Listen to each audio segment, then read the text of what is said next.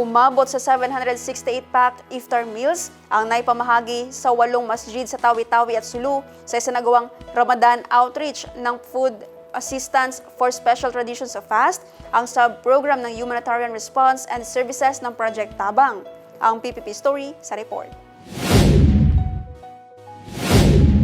Isinagawa ang pamamahagi noong March 7 at 8, 2026 sa pamamagitan ng tanggapan ni BARM Interim Chief Minister Abdul Rauf Samigambar Makakwa bilang bahagi ng patuloy na pagbibigay ng agarang tulong sa mga komunidad ng Bangsamoro sa panahon ng banal na buwan ng Ramadan.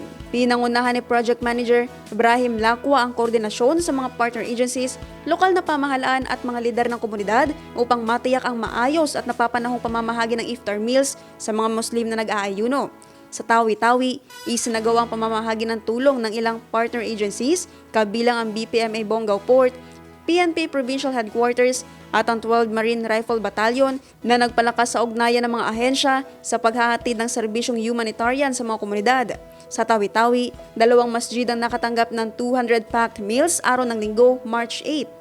Samantala, 100 packed meals ang ipinamahagi sa Masjid Saldang sa Parang Sulu. Noong March 7, umabot naman sa 468 packed meals ang naipamahagi sa 5 masjid. Sa Tawi-Tawi, 4 na masjid ang tumanggap ng kabuang 348 packed meals. Habang 120 packed meals naman ang ipinamahagi sa Masjid Kasalamatan sa San Raimundo, Jolo, Sulu.